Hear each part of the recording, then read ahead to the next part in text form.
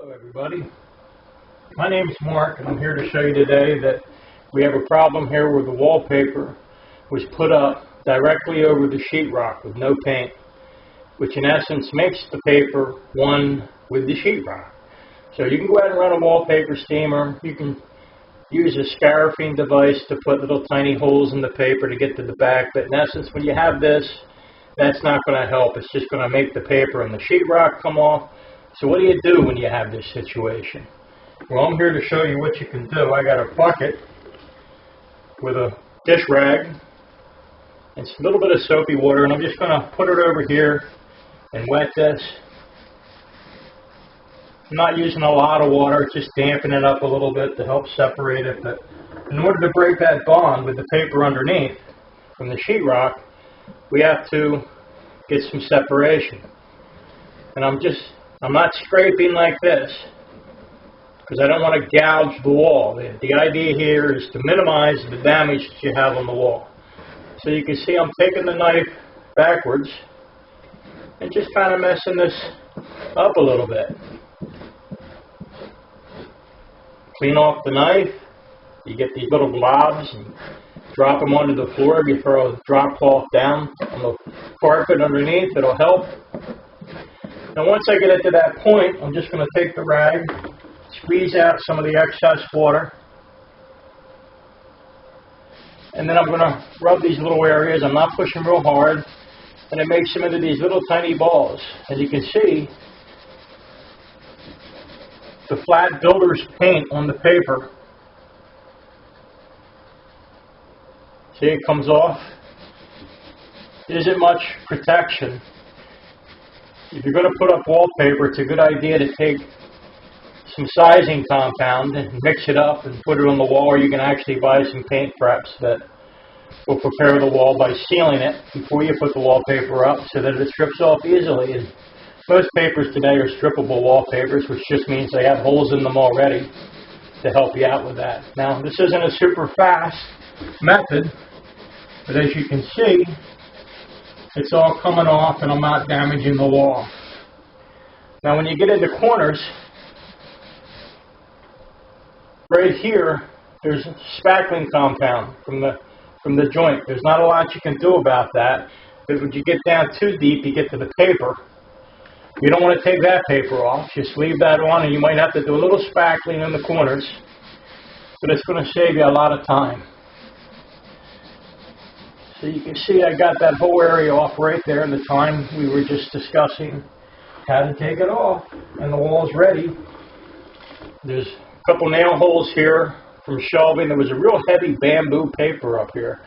This is just the backing behind it. I wetted the bamboo first and then peeled it off. It came off in like a minute, so that wasn't difficult. You can see somebody took a utility knife and cut the wallpaper down the side. So I'll have to sand this a little bit and then spackle this to hide that before painting. But again, I'm going to put the rag in the bucket. I'll wet the paper a little bit. I'm going to take the knife, drag it down. There we go.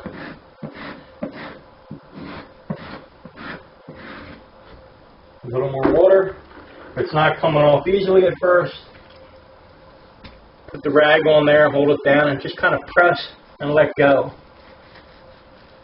And that puts the water onto the paper, because sometimes you get dust or the paper itself has a little glue in it that's resisting the water.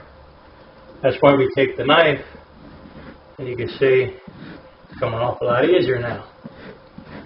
But again, I'm pulling on the knife just to make these little holes so that the water will get behind the paper easier.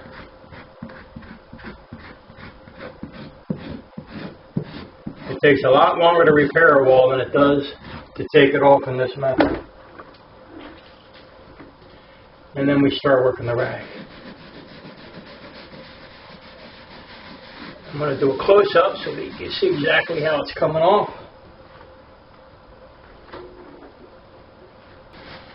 Rag, knife,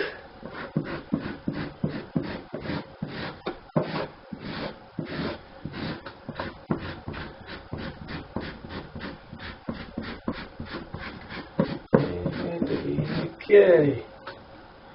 Put the rag on there and start working it a little bit. Do little circles, back and forth, up and down. Sometimes you just need a break, so you need to change up the way you're doing it. No spot on the rag because the rag gets clogged up with the glue and paper. You'll need to rinse the rag off now and then and change the water in your bucket. I add just a little bit of soap in there because the soap helps keep the glue residue from sticking. And you pick more of it up on the rag. All right. And here's the spackle again. I don't want to work that too much. I'm already below the surface of level, so that'll help in spackling. I won't need a lot of spackle in that corner joint.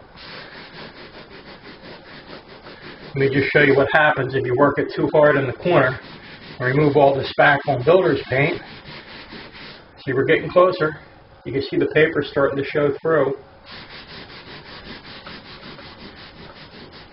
Now, you wouldn't work it this hard. I'm just showing you that I'm getting right down to the sheetrock paper right there. And right here you can start seeing the paper that they put in the joint.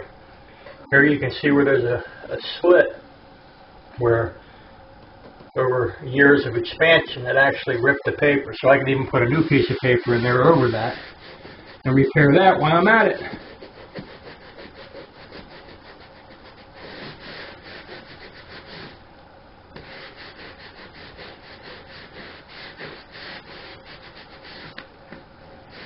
And you can see I'm just flipping the rag around.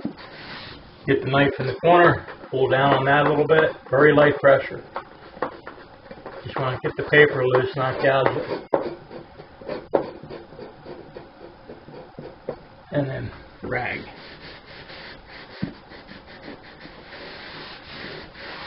Alright.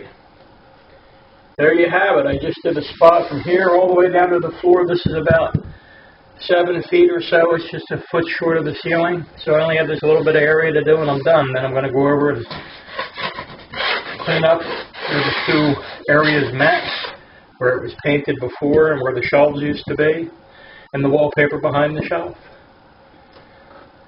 There you have it. I hope that helps. Maybe I'll teach you how to spackle next. This is Mark. See ya.